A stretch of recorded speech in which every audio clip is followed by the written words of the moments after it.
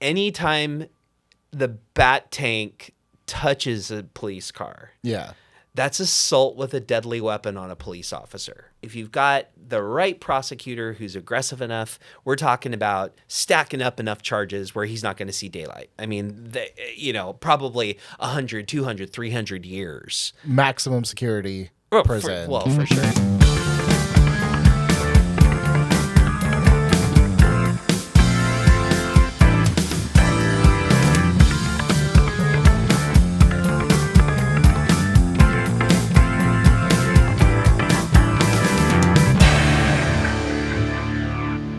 Welcome, everybody, to another episode of Doug Defends. I am Billy Business, and here with me today, waiving his normal retainer fee, Mr. Doug Ridley.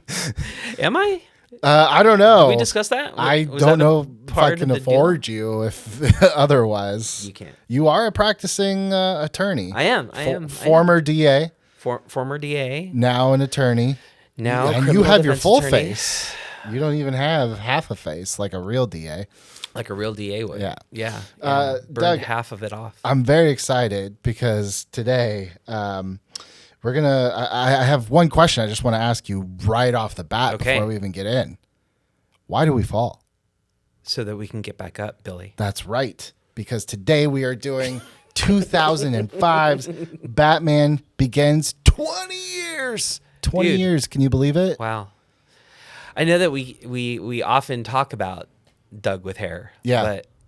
But I had more. You had slightly more?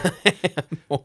This, of course, came out in June 2005. Christian Bale, Katie Holmes, Gary Oldman, Liam Neeson. I mean, not to get too much into the history, but as much as I love Batman and Robin, that's a story for another day, kids. The Batman franchise was in a little bit of disarray. There was a lot of false starts. There was a lot of what do we do next? Christopher Nolan comes in and he says, I have a take about what if Batman was very real. And I always thought the more real you make Batman, the more ridiculous it actually becomes. But he somehow pulled it off. So what were your thoughts coming out of Batman Begins that June? Were you even like excited? Because I feel like this one kind of was like almost like a dark horse. Like people weren't really talking about it as much as you would think. I loved it, and I was really excited about it. So for me, going in and getting to see his training, getting to see all of that, and the switch on Ra's al Ghul and all of that aspect of it, loved that. Yeah. Loved an explanation for why the gauntlets. I mean, you know the fact that they were showing how they used bat gauntlets in actual sword play was super cool. I mean, and I liked the tone. I actually really enjoyed the darker tone of it. I will say, I know this is like, we talk legal on this show. I'm going to give you a little piece of medical advice that Liam Neeson has said since. He says, rub your chest, your arms will take care of themselves. Not true. He made that up. It just sounds cool. If you're ever frozen in a lake, don't do that. You'll probably die. Okay. But other than that... No, good to know. That's good to know. If I'm in the Himalayas and training to become a vigilante... Yeah. And I fall through the ice. Yeah, you're going to be in some good to know. Trouble. I mean, thank you to you and to Liam. But of course, like I said, we are not a medical show. We're talking the legalities of the Dark Knight because Christopher Nolan, you brought this on yourself. Yes. You and David Goyer said we're going to make this as real as we can. Yes. So let's talk to a real non-scarred lawyer about this. So I want to start with... Let's start with the man of the hour, which is Bruce Wayne himself. Because really, even though this is Batman Begins, it's really a Bruce Wayne movie at its heart. For sure. Maybe the first time ever that a movie was about Bruce Wayne. So, his whole arc is kind of, he starts with, I want vengeance, not justice. Mm-hmm. So he goes to that courthouse with a gun. He's ready to kill Joe Chill. He misses it by that much. Someone else gets there from Falcone before he can. So, obviously, I'm not this stupid. Obviously, you cannot bring a gun to court. No. But is it worse to bring a gun to court than say, I don't know, Burger King? Are the charges exactly the same? No, they're way worse. I mean, no one can bring a gun into a courthouse. Sure. So Well, the cop can, right? right. The yes. So Okay. you got me, Ah. Billy. Ah. Not no one. Yes. But no civilian can bring a firearm to a courthouse. Now, our laws allow us to carry concealed weapons if we get permits from our county that we live in or work in and go through a bunch of training and do all those things. But even somebody with a concealed weapons permit can't carry a gun into a courthouse or a federal building or those sorts of areas. So when you ask me, is it more trouble? Is it worse? Absolutely, it is. Like what kind of charge? Okay, let's say he didn't fire the shot like plays out in the movie, but he did get like stopped and caught with that gun. What kind of trouble is he looking at that point? Well, I think there's a really good argument there that you could get Bruce for attempted murder, and as close as you get to an actual killing, Right. It gets easier and easier to prove. Now, did he wake up that morning and grab the gun intentionally to kill Joe Chill? Absolutely. So Yeah. he formed the intent first thing in the morning. Right. But in order to prove intent in court, you need to have some actual steps moving towards it. So by then, as he gets closer to the courthouse, as he gets down the hallway, as he has it in his hand, as he starts to pull it out of his pocket, the only thing that stops him is the fact that Someone did it first. yeah, But then he tells Rachel in the car, like, does she have an obligation at that point to do something about, like, can you tell I don't know, she's not the DA at that point, but she's a prosecutor. Yeah, she's a Can you prosecutor. tell a prosecutor, like, hey, I almost did this crime, but I didn't? I'm sure it's not smart, but well, it's not smart. But it's up to that prosecutor. I mean, if she was beyond angry enough just to slap him and shame him and say your father would be ashamed of you, Right. but actually said what you did was actually attempted murder, and we're going to get footage of you carrying into the courthouse, and then I'm going to take the stand and testify against you that you told me that you had the intent, and the only thing that stopped you was the other lady that shot him first.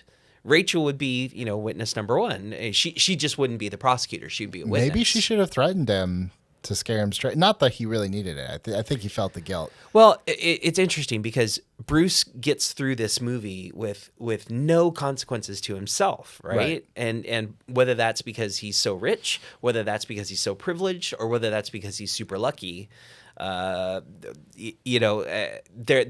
there's no consequence to that. And then he decides to go in and confront Carmine Falcone right after that, and there's no consequences to that. But that's not a crime. You could go talk to someone who's a criminal. Oh, for sure. Yeah. Yeah. I mean, he didn't.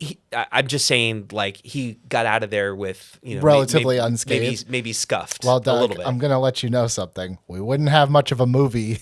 It wouldn't be called Batman Begins. It would be called Bruce Ends in 15 minutes. So I don't know. The end. The box office records would The end. not be Carmine broken on that one. Falcone shoots him in the head. The end. Done.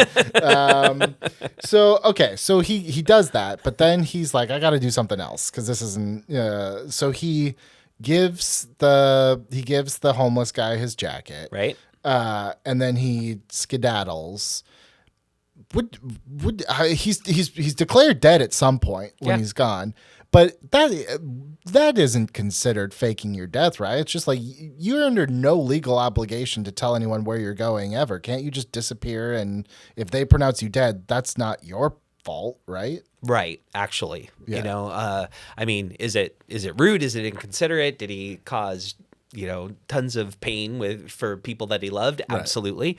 But there's not a crime that you can really connect to for that specific action. He ran away from home. I mean, he is still so stunted and such a child at that moment. The fact that you see him awkwardly running down the street at the end, I mean, he's literally running away from home. And as an adult, if I decide just to yeet out and not tell my family where I'm going, I would never do that, honey. But it's not a crime. But as an adult, do you really use the word yeet a lot? Not so much. Not so much. Just that checking. was for the kids. That was for the youth. That was We're trying to get those younger kids. demographics on this show. Yeah. Okay, so he goes overseas. He wants to learn the mind of a criminal. He steals, theoretically, his own stuff. That's how he gets caught, is he's stealing Wayne Enterprises. I don't know what it is. In my head, it was DVD players, but I feel like I might be transfusing the first Fast and Furious with Batman Begins. I remember it being crates, and let's just make it, Indiana Jones warehouse kind of crates. I'm just saying, stealing Wayne Enterprises DVDs stuff. was like, stealing DVD players was like the crime to do for a couple big blockbusters back in the day. And for our younger viewers at home, DVDs are a way that people would put something on a circle disc and watch a movie. Yes, I literally had to explain that to my daughter the other day. She's like, why is this? I'm just like, don't worry about it. Just go watch Disney Plus. Okay, so he steals from Wayne Enterprises. Can you legally steal from yourself? No, but he's also Wayne Enterprises is a publicly traded company. So is he stealing from himself? Really? He's not really stealing from himself, and this gets super messy and interesting from a legal standpoint because it's a publicly traded company. Mm-hmm. It sounds like Alfred kind of has his shares and is kind of holding on to them, keeping them warm. You have to assume that he's presumed dead at this point. So they legally at this point are Alfred's shares, right? Right. Okay. I mean, so if he's legally declared dead, and so then he doesn't legally own anything, he can't legally then claim, I took my own DVD player from the warehouse. But if he doesn't know that back home they declared him dead. Right. And so he's thinking, I just really want to watch Star Wars. Does Star Wars exist in this world? Well, I have to believe it does. Okay. Yeah. In This my is mind, important legally. he can, it took place in 2005. So as a kid, he would have watched Star Wars. Yeah. Now we're deep diving. Yeah, he would have missed Revenge of the Sith in theaters while he was trying to steal his own DVD players. Right, screwing around in the Himalayas, getting frozen. But then, even assuming that he had his shares, even assuming that he had his majority shares, this is going to come up, I think, throughout our conversation today, because it's publicly traded, because he doesn't own 100% of Wayne Enterprises, at least in this continuity at this time, and in this version of Batman, he is absolutely stealing from a corporation that he has a duty to protect. So if Ridley Defense, my law corporation, was owned by 5 or 6 other people, and I decide to buy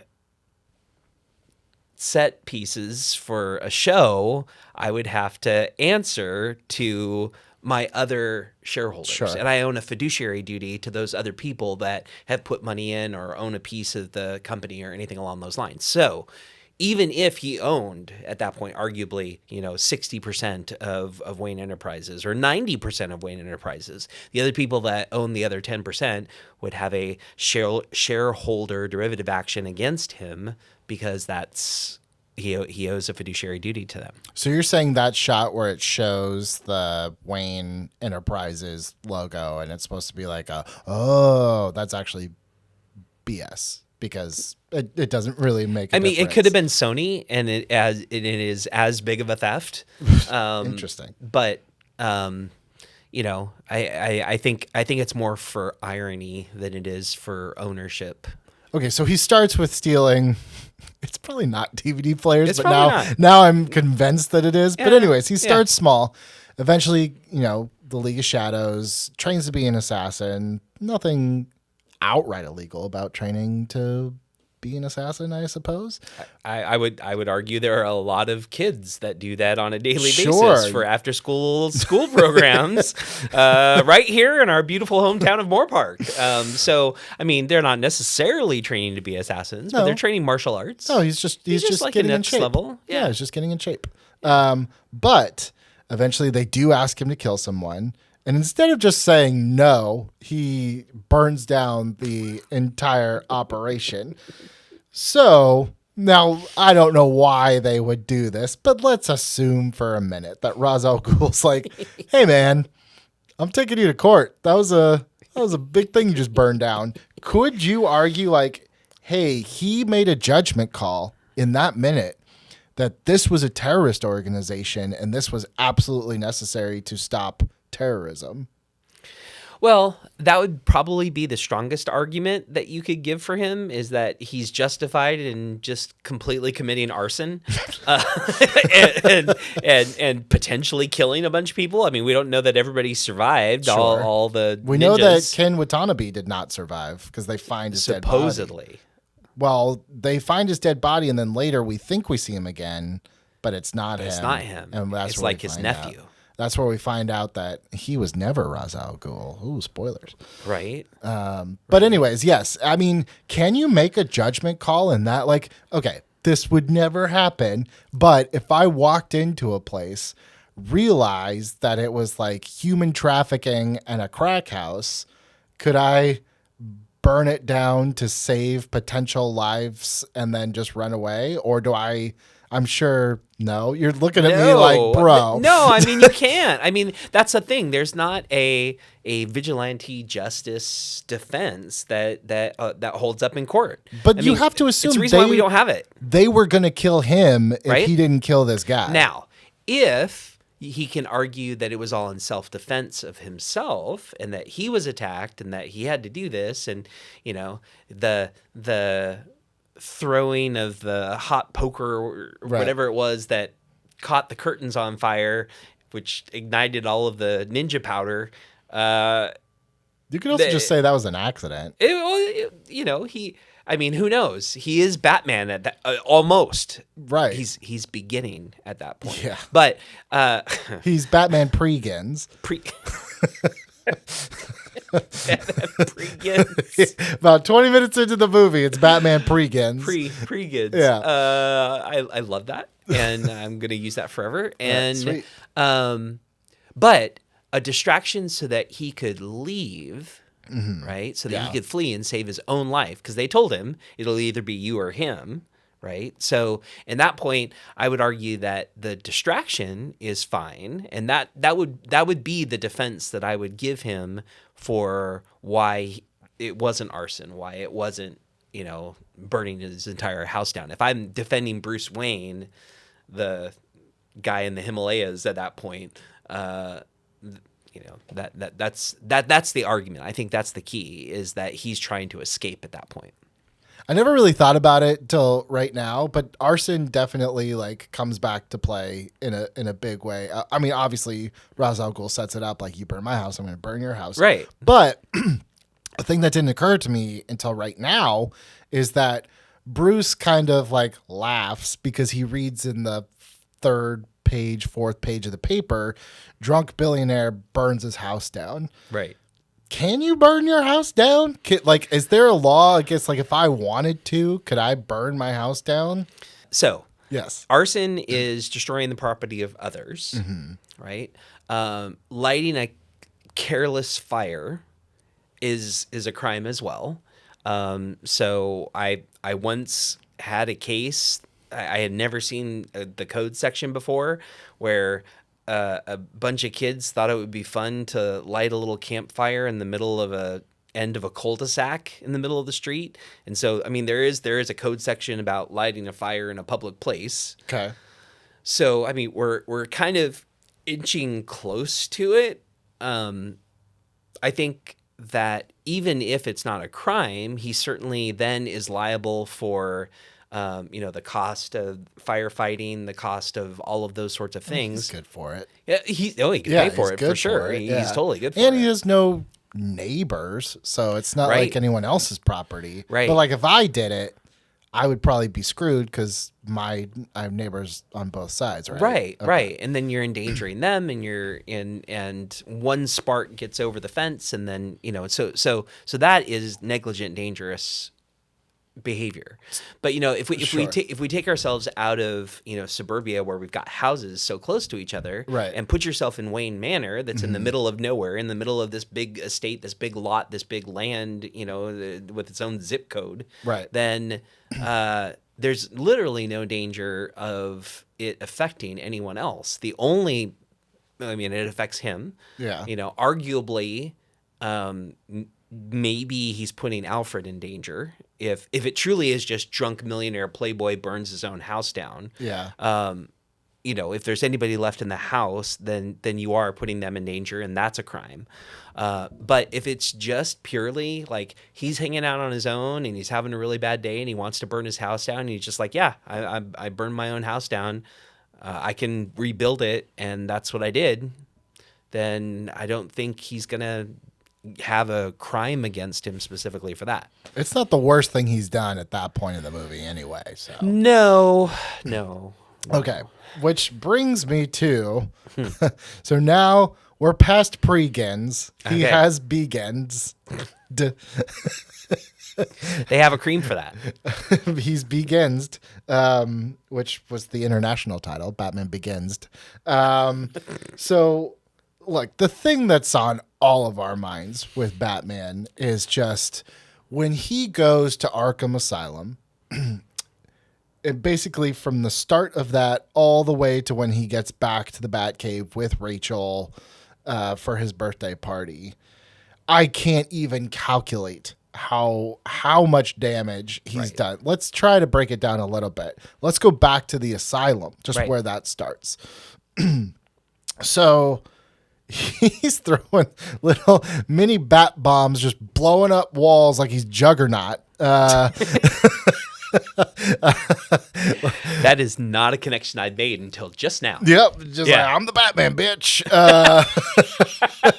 Just throwing those bombs, breaking those walls. Again, I said this kind of before with the courthouse, but it's like, obviously, it is. I'm not going to sit here and be like, is it a crime to blow up a wall for a building? But is it worse that it's like a mental institution because technically now it's not just public destruction. Now he's kind of like theoretically like breaking in or breaking out of a prison. So breaking into the prison is a combination of trespassing and potentially, some sort of burglary charge.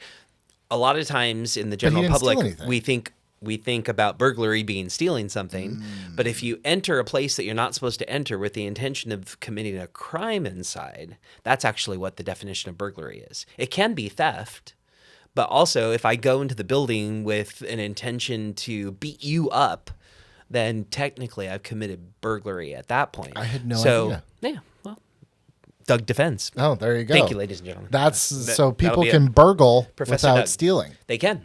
Wow. I know. Well, that's getting clipped for social. There you go. Okay, can you get burglaried? Yeah, burgled. Oh, we're just massacring the English language today. Then it raises the question. Then does Hamburglar really steal from McDonald's? Well, according to you, McDonald's is a publicly traded company. This is true. So he cannot steal his own burgers. See, I listen. We teach you shit on this show. It's educational. Okay, so how many people are watching this show right now who actually know who the Hamburglar even is? I think he's transcended pop culture, maybe not to the way Batman has. Please make sure that you comment and let us know. Yes, we know who the Hamburglar is, or we don't, and you're old and stop talking about the Hamburglar. Why don't you and on Instagram tag us in your pictures of Hamburger when you were a kid? Okay, so he's burgled in the asylum, which, by the way, seems like a bad idea if you're Batman, because it's like all these people, theoretically, you just kind of gave them away that maybe they could get out, but that's neither here nor there. Right. It's really, I think what people really harp on is when he gets in his bat tank and then he causes so much damage, not even just property damage, like he's also like, making other cop cars, pancaking them, flipping them over. You have to assume even if no one died, there's some injuries there. Like, where do we even start to pull apart? Like, if you had to defend Batman in court for just that chase scene alone, where do we even start? Screwed. Well, what charges is he facing? Well, first of all, Oh my God. So, getting through the asylum, the damage to the asylum, the breaking in, the breaking out of the asylum, all of those sorts of things. Honestly, like every wall is potentially vandalism within the asylum because he's breaking things. His little explosive devices probably are illegal in and of themselves, possession of an explosive device. So every single one of his little bat bombs is, again, like another thing. Anybody that he punches, anybody along the way, unless we could claim a pure self-defense. And you don't really have self-defense if you're trespassing in somebody else's house. So... And he grabs a lot of the bad guys from behind. Yes. Which, at least in California, there's no stand your ground if you're grabbing people from behind. Right. So I mean, he's in every single one of those is a year, right? At least it's like Mr. Zaz. At least start tallying. Oh my up gosh! the Yeah, years. he's just So there's all those. Then he gets in the tank. And I loved prepping for our conversation today because watching this as just a fan. Yeah. Like, this is so cool. Oh, I mean, the Bat Tank is the best Batmobile. Sorry, I know you disagree. It was so cool to see this ridiculous armored tank just go through, and he's so awesome in driving it. It's so fun and whatever. And then I throw on my Doug Defense hat, and oh my God, like anytime the Bat Tank touches a police car. Yeah. That's assault with a deadly weapon on a police officer. And we know that that Bat Tank has like missiles that are probably illegal. Every one of the missiles are probably illegal in and of themselves, right? Because we've got rules about launching rockets and projectiles and all of those sorts of things. So even though he doesn't, use guns in this movie or shoot people, I mean, he's shooting them with missiles and bat bombs and whatever. He's anti-guns, but everything else is on the table. Just a tap on a squad car potentially is dangerous, right? Because we saw what happened, because it could cause the squad car to completely flip over upside down. Right. And every time you see an explosion, and I'm sorry, folks, that I'm ruining this movie for you moving forward. Every time you see an explosion, years later, every time, it's a new assault. And how are those officers surviving that? How are they even, so big exploding police car flipping in the air upside down. Yeah. And I'm just thinking of like one guy in one car in one explosion.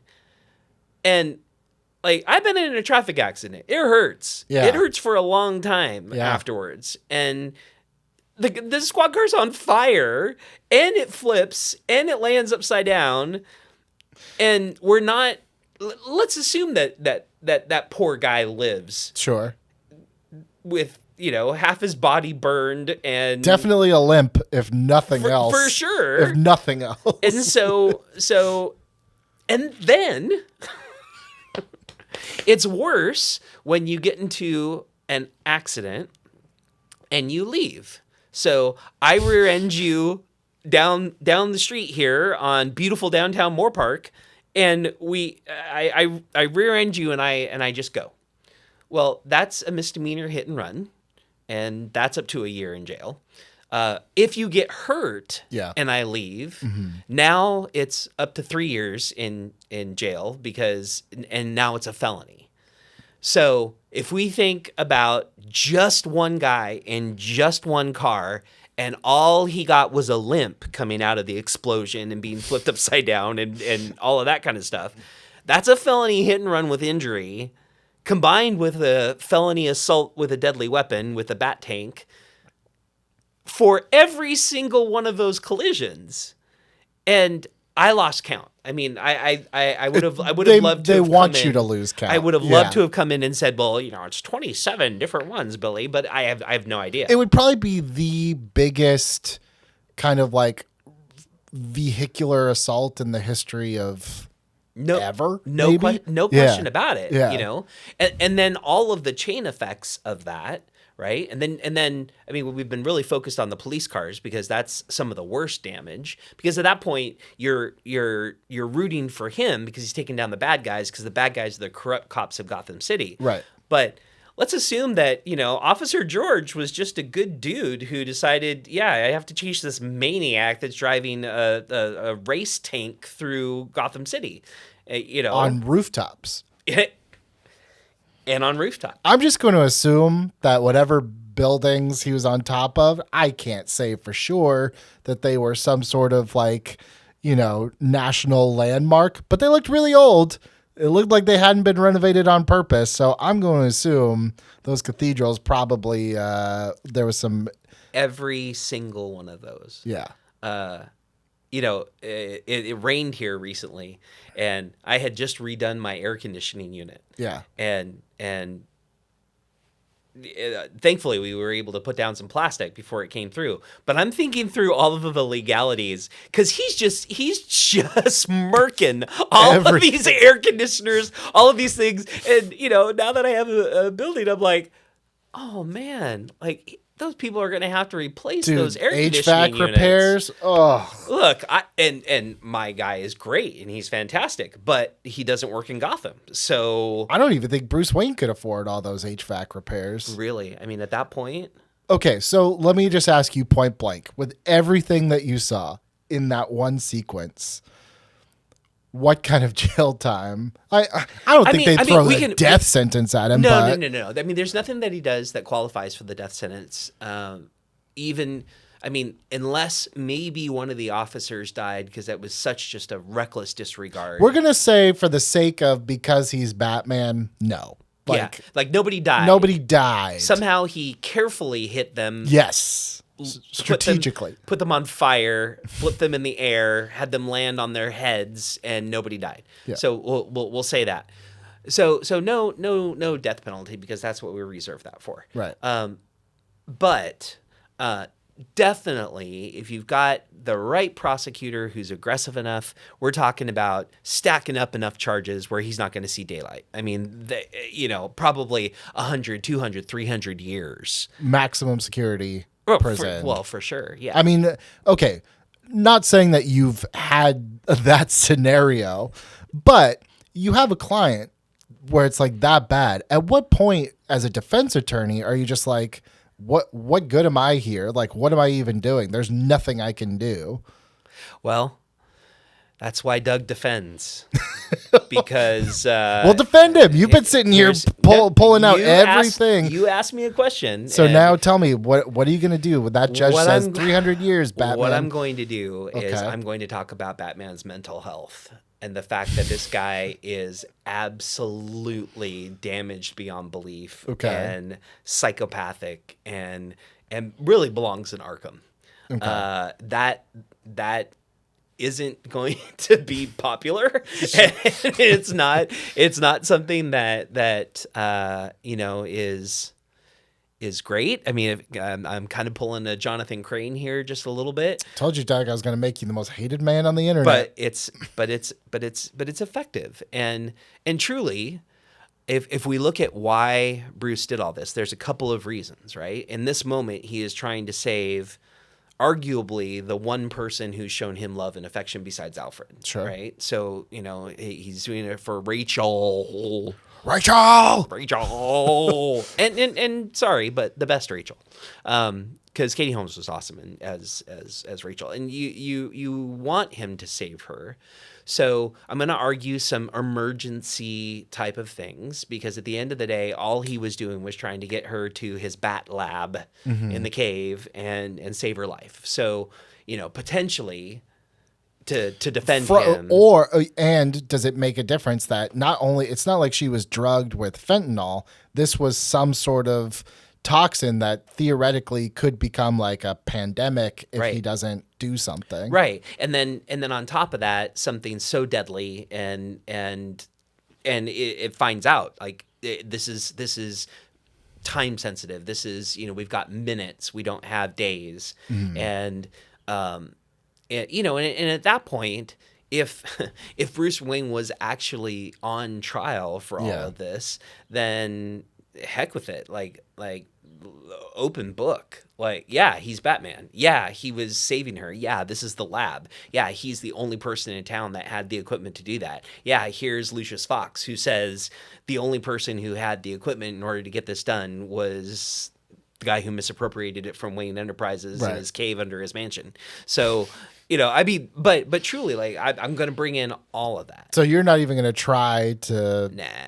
Okay. I mean, if he's looking at 300 years, who cares that the world then knows that he's Batman? Okay, we're gonna put a pin in that because later on we're gonna do some fan questions. We have a question about that very thing. Yes. But we've been talking about everything that Batman does. He's not the only one on the side of good, though, that maybe is not doing exactly what they're supposed to be doing. Now we know that the cops are corrupt.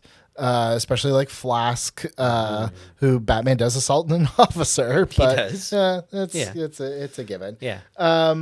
So as a former prosecutor, how do cases with corrupt cops usually go? I feel like in the movies, not even in the movies really, like let's be honest with each other, like in the news sometimes it's like, well, all those cops band together and nothing's ever going to happen to that guy because they're all in it. But do you think that anyone could theoretically actually clean up Gotham if the corruption in the police force was that bad?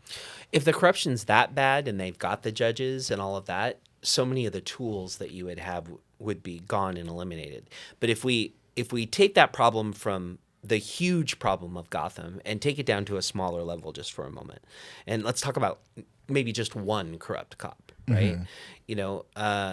I remember when I was a prosecutor, there was a guy who made some stuff up on the stand. I mean, I say a guy, it was an officer, a police officer, who was tired, sloppy when he testified, and literally was making stuff up because he didn't remember his police report as he was testifying. We have a duty as prosecutors at that point to put that in a file, and any defense attorney moving forward can go back and know that, oh, well, in that case in 2002, this guy made a bunch of stuff up. Because and again, taking it out of the corruption of Gotham and just down into a one-person, one-issue case. Sure. This is something that prosecutors have an absolute duty. It's People versus Brady, so it's called Brady material. And if it's information that helps your client in any way, shape, or form, then they have an absolute duty to give that to you. So prosecutors have an obligation to do that. Judges have an obligation to do that. So if we're just talking about, one corrupt cop or 5 corrupt cops, the people around them have obligations to report that. And a prosecutor is actually the only type of attorney that has that absolute obligation to the truth no matter what. And I took that really seriously as a prosecutor.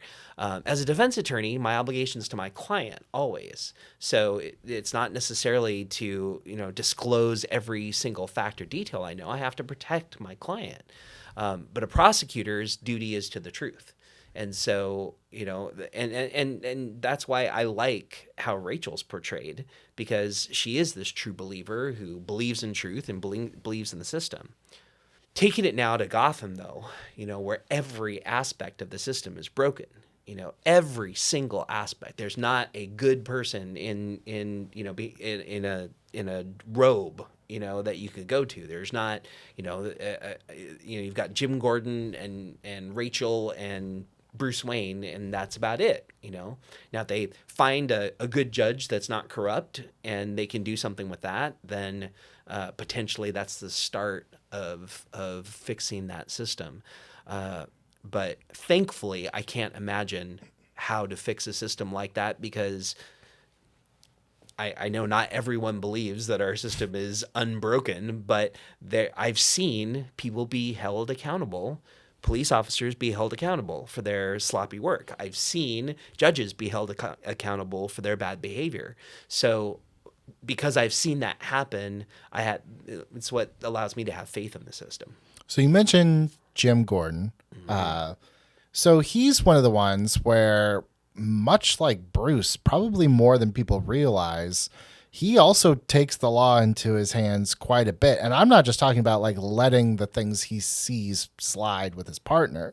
How much trouble is Gordon in for basically every time he aids Batman? He comes to his rescue at the Arkham Asylum. He helps get Rachel out of there.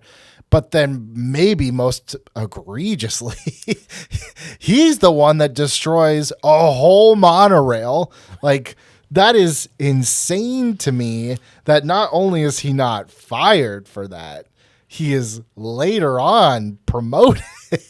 So when Harvey Dent in Dark Knight's like, yeah, I used to work in internal affairs, it's like, did you ever look into James Gordon for blowing up a train? So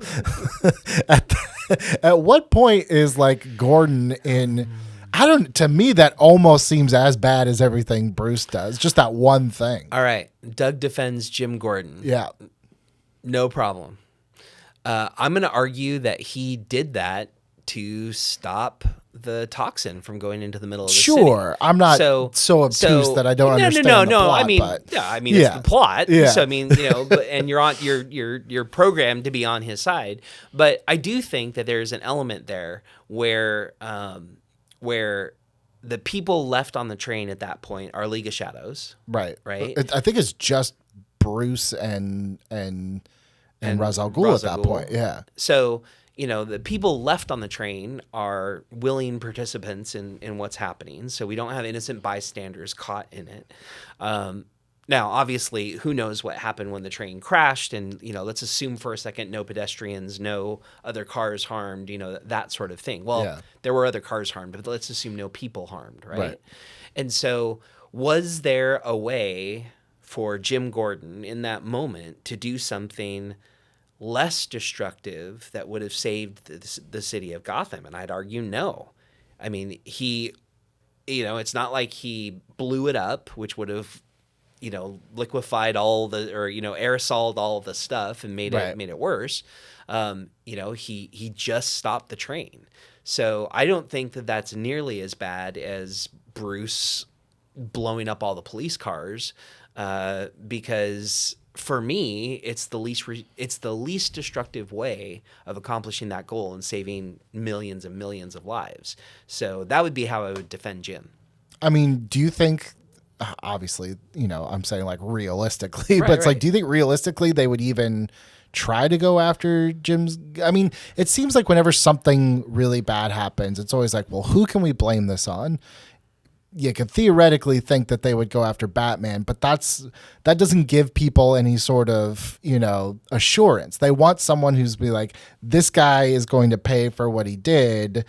You don't have Ra's al Ghul. You don't have the League of Shadows. I don't think anyone even knows that that's a thing. So it's like, do you really think that they would go after Jim Gordon for his part in anything that happened there? I don't think so, because as we saw in the themes, with Harvey Dent and Dark Knight, and all of that other, the idea of heroes, the idea of not Batman as the hero, but people needing the face of a hero, people needing Jim Gordon to be a hero, carry some water. I mean, from a legal analysis standpoint, I would just argue that he was saving people. Sure. From a PR, from a city standpoint, they needed a good guy. They needed a white knight. And so it'd be more like Sully landing the plane in the bay. Like, like, hey, you did this amazing thing that... Okay, one thing he does do, not as much in Batman Begins as he's going to do later on in The Dark Knight, but he gives Batman, someone he doesn't know who it is, it's just a vigilante who, in and of itself, that it's against the law. He shows him a lot of sensitive stuff, including giving him bagged evidence of a crime at the very end of the movie with the Joker card. I'm just gonna guess you can't really do that. you can't really do that. Yeah. I mean, sometimes, in the real world, there are police that mishandle evidence. There are police that don't follow what we call chain of custody, where you've got to be able to prove up in court every single person that took it from the street corner or the crime scene or, whatever, to all the way through. So what you'll have on one of those evidence bags is you'll have anybody that's ever touched it signed on a thing. Now, that highlights the problem. Right. If it goes missing for a while because Batman's doing bat analysis on it, then that destroys the chain of custody and eliminates it as evidence. On the other hand, maybe the Joker card isn't evidence of that one specific crime as much as the bigger mystery of who is this new villain and, who's this guy that's leaving these calling cards. I didn't get the sense from that scene that we were necessarily needing to trace, DNA off of it or fingerprints off of it or something along those lines. Maybe Batman would find those things under his bat microscope or, sure, yeah. Whatever. But I don't know that Jim Gordon would be in trouble criminally for doing that. Okay. But if I were his boss, you messed up all the chain of custody on this evidence. I'm angry with you. Also, you spent a fortune on this spotlight up here with a custom bat logo on it. So I kind of want to know where they manufactured that. And sure, how it happened. I mean, obviously, if you're going to drape a crime boss across it, that's the easiest way to make a bat signal, apparently. Right. But also, got it specifically to match the logo of Batman. So you'd think that same company would be like, hey, we know the guy that actually made a bunch of these. Let's cross-reference that very specific, unique Batarang symbol logo thing. Probably trademarked. Probably. Okay. Imagine. So we've spent a lot of time talking about the crimes of all the good guys. Like a majority of this episode talking about the good guys. Let's talk about the bad guys for a minute. Okay. Okay. So you're going to make me defend them, aren't you? Possibly. Yeah, I have possibly. A feeling. Well, it's kind of the name of the show. Yeah. I mean, you kind of have to, or else what are we doing here? So watching Crane in court advocate, they have that first cutaway. I think it's the first time we see Jonathan Crane. He's kind of collecting crazies to go into his thing. When you watch that scene, just as someone who's been in courtrooms for decades, did that ring true to you? Like, can someone really, a doctor of his stature, kind of have that much influence and just being like, oh yeah, I talked to him, he's crazy, just give him to me? It's interesting that the movie 20 years ago, as it came out, that was ludicrous, because the criminal justice system is all about punishment, and it's all about people having to pay the price for their crimes, and you do the crime, you do the time, that kind of an attitude. Watching it now, though, there's a lot more acknowledgement about how mental health crosses over into the criminal actions that people take, and whether it's something as relatively low as anxiety, a depression disorder, maybe even a minor bipolar disorder, that can just crosswire someone's brain where they don't understand the consequences of what they're doing. And as I'm talking about this, I sound a whole lot like Dr. Jonathan Crane. A little bit. and I acknowledge that. In California, we have just in the last 5-6 years or so created an option for people to get mental health treatment instead of being incarcerated for their crimes. So if they're willing to get the mental health treatment, if they're willing to get all of the help that they need, then they can avoid going to jail in order to do that. Now, we don't lock them up in Arkham, right? But the idea that they're treating with a psychologist, that they are getting medication that they need in order to treat whatever mental illness they have, very, very different today than it was 20 years ago. And that definitely does exist. So that in and of itself, it was designed to be shocking, and it was designed to make you frustrated that these bad guys were getting away. Yeah.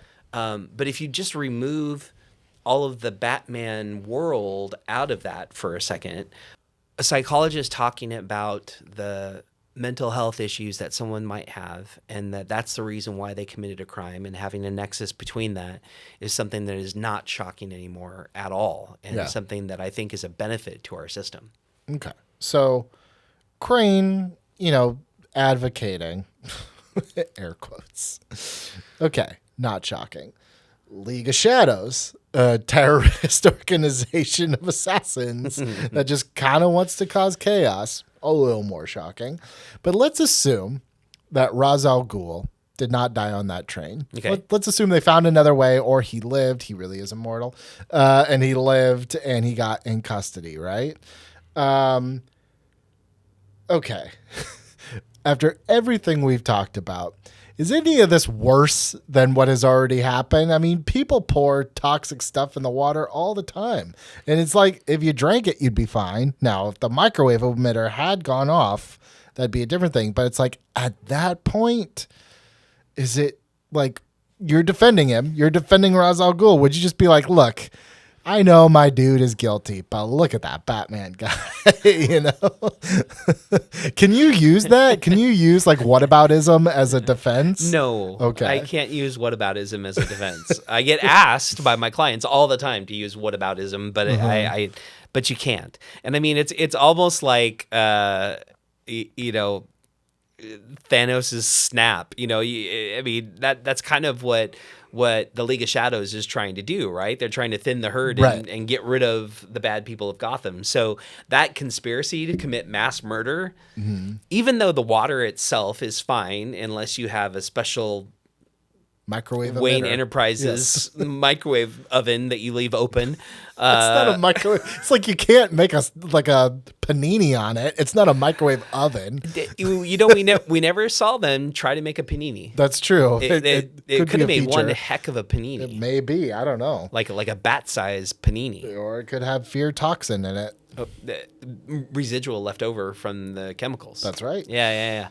No. They're good for conspiracy to commit mass murder, even if they didn't actually hurt anybody. Okay, so or conspiracy to commit mass poisoning, Right. which is another thing. I mean, they're doing it with the intent to commit murder, and similar to the analysis that we gave before about the gun, right?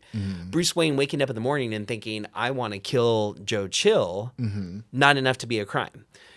Him putting the gun in his pocket and walking to his front door, maybe not enough to commit a crime. But going outside and walking into the hallway, now we're closer and closer and closer. They distributed the poison into the water. They had the plans in place to pull the microwave emitter all the way down. So at that point, it is a conspiracy.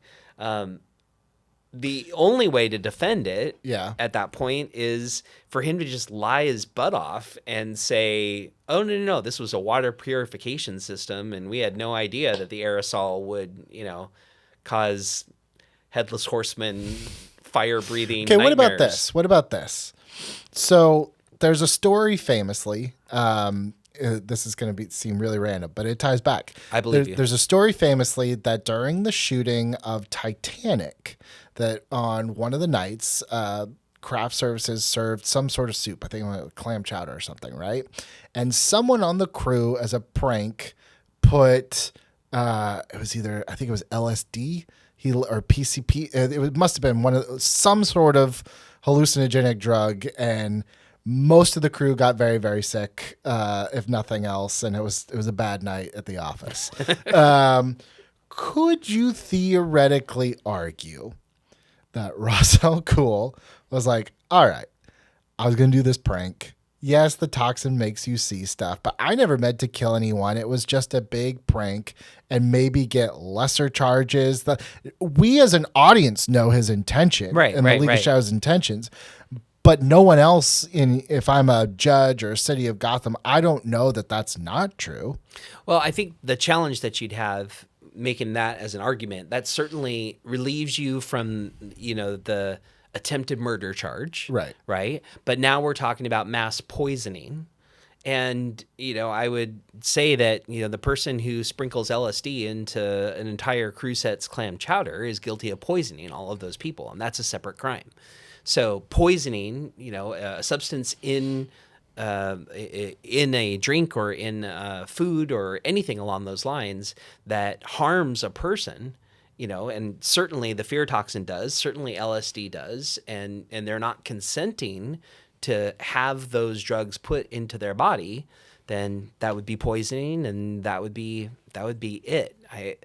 I think that the argument that you make would do a good job of reducing the attempted murder charge, but it still wouldn't get him out of a poisoning charge. So is all it? of Gotham. I mean, would that even really reduce whatever his potential sentence is by that much?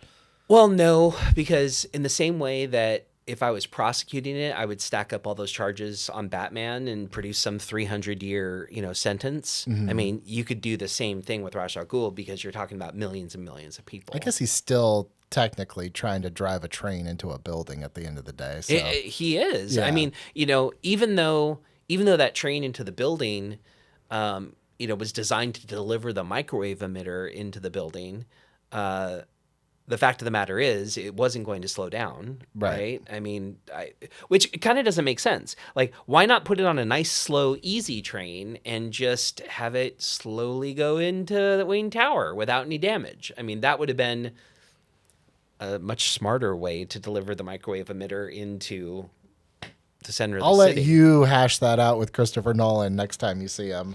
Mr. Nolan, I'm available for legal consulting anytime you're ready. So I want to get to our fan questions. Yes. Let's bring this all the way back around. I told you earlier to put a pin in the idea that if you were Bruce Wayne's lawyer, you'd be like, let's just put all our cards out on the table.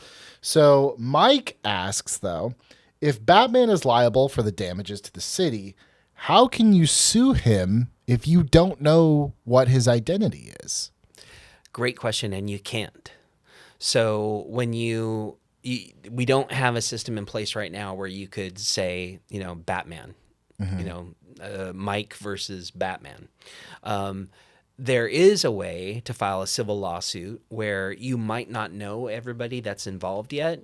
So what you'll have is civil litigators say, Mike versus John Doe, and Doe's 1 through 100 inclusive.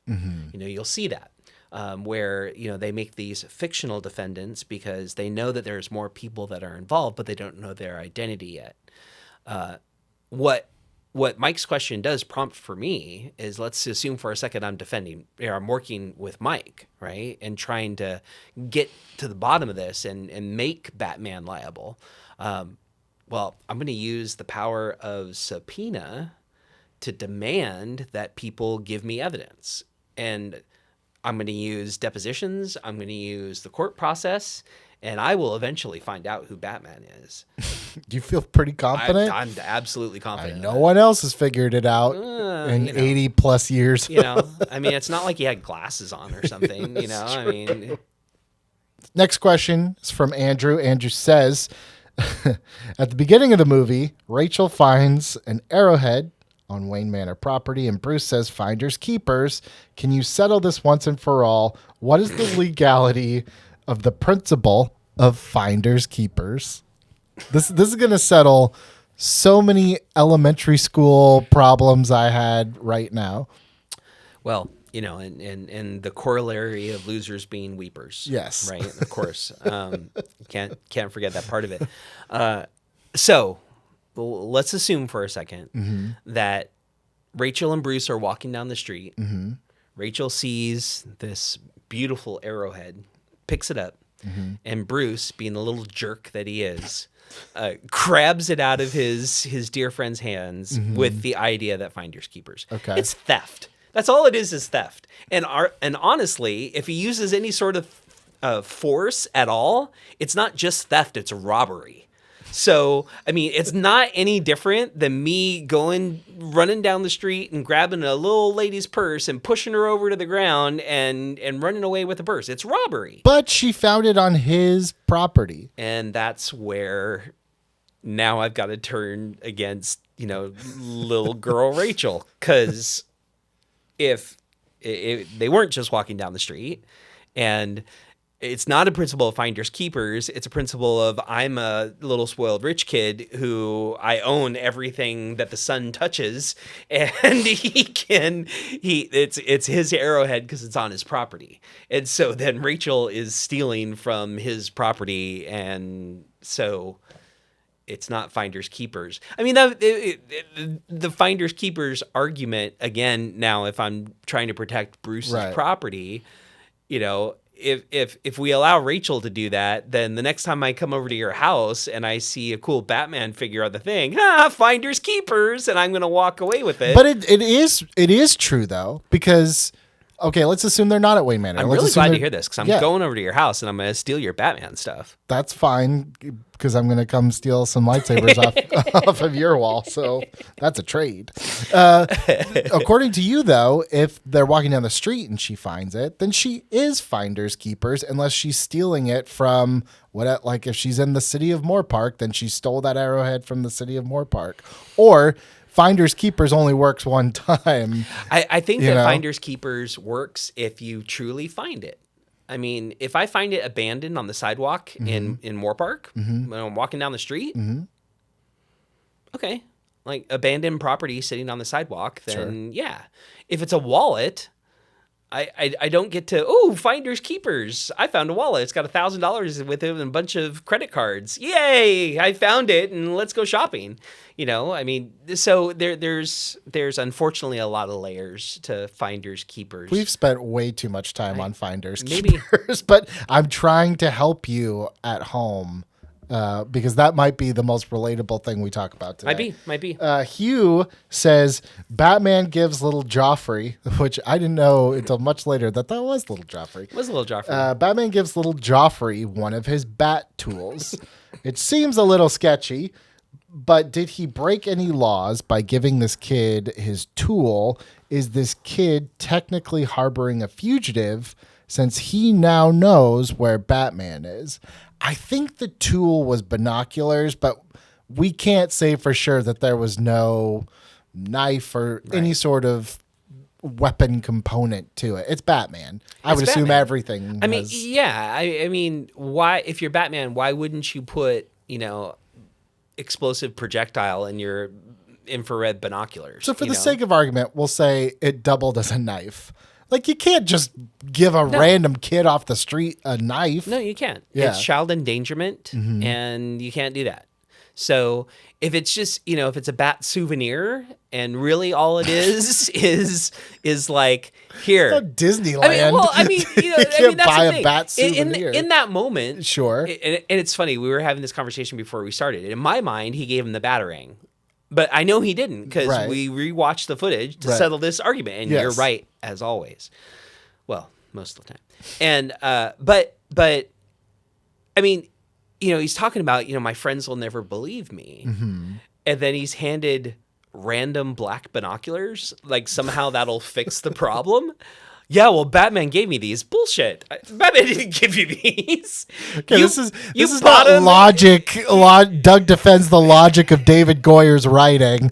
This is, can I go down the street and give a minor binoculars that may or may not have an explosive on it? That's what the people want to know. And if it has an explosive on it, the answer is no. Okay. If they're just binoculars and they're innocuous, and I bought them at the the outdoor sporting goods place, then yes. Okay. So there's a little gray area there. Good to know. All right. This question. Look, this plant belonged to Batman. This proves that I've met him. Okay. I can't refute that Tell claim. me I'm wrong. Let's go. All right. This last one comes from Chad. I'm just going to read this question, and I'm going to need you to explain this to me. From Chad, would evidence collected by Batman be admissible in court, or would it be thrown out as quote unquote fruit of the poisonous tree? So you'll have to explain to me what that means. So there's this concept that once something of evidence has been tainted, collected the wrong way, used the wrong way, chain of custody like we talked about before, that everything that flows from that is poisonous. Everything that flows from that tree, from the initial bad act, is thrown out as evidence. So Batman breaks into somebody's home and collects the key piece of evidence, finds the gun that shot the guy. He finds the teddy bears that have the the toxins in finds the teddy bears. Yeah. So if I'm those guys' defense attorney, like, no, he didn't have a warrant. He didn't use proper police procedure and practice. And he clearly was acting as an agent of law enforcement in that moment. So because of all of that, everything that he touches at that point and every domino that falls over because of his illegal collecting of that evidence goes away.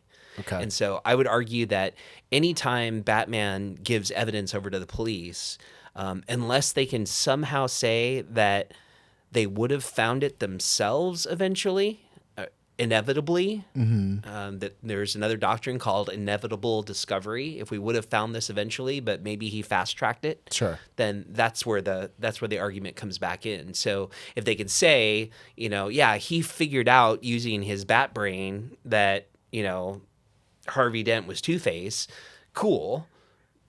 Great that he figured it out, but anything that he collected from evidence in illegal means by sneaking into the thing in the middle of the night or whatever, that goes away. So anything that goes from there would be fruit of the poisonous tree.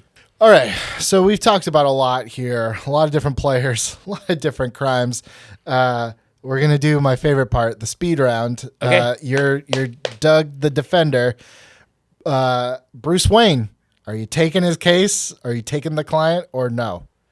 Yeah. No, I'm defending Bruce Wayne. Really? After yeah. everything you just said, 300 hell yeah. years in prison? Yes, absolutely. No question about it. Why? Because it'll be the last client I ever work on.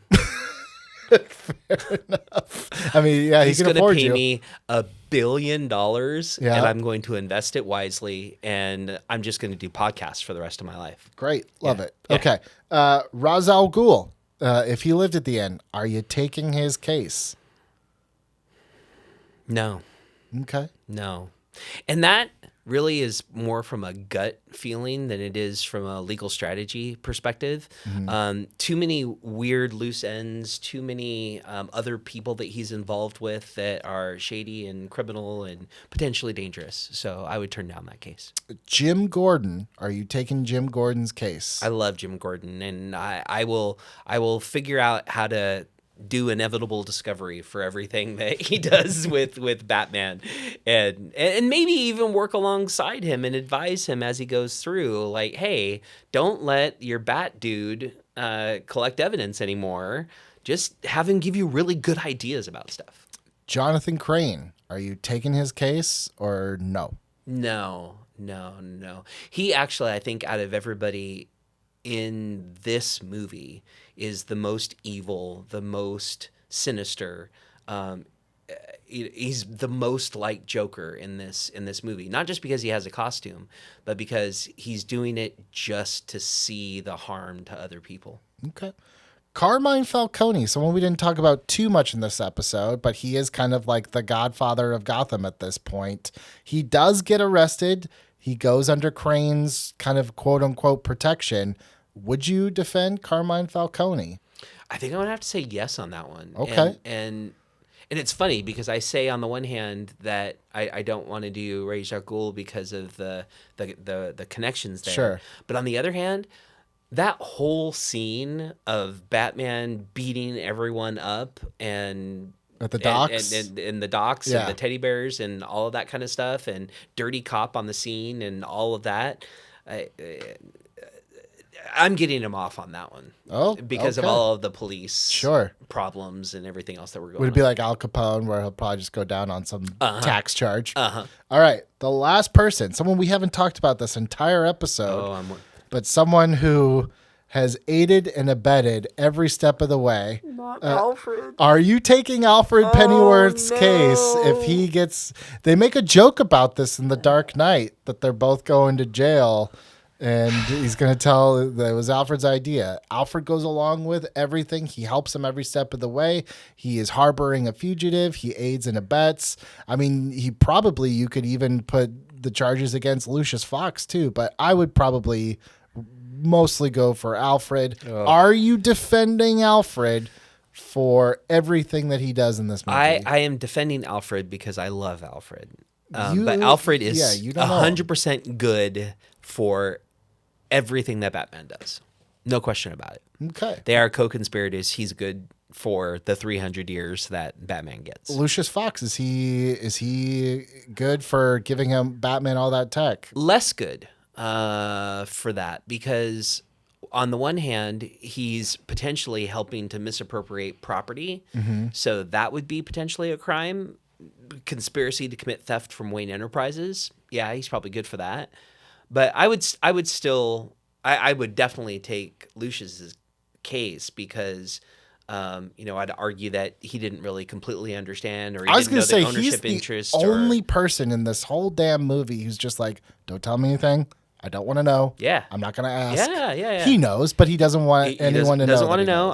He told me he was coming in here for spelunking. Yeah. And he's a ridiculous rich guy who got drunk and burned down his house. So really, like, Lucius is probably like your ideal client then, right?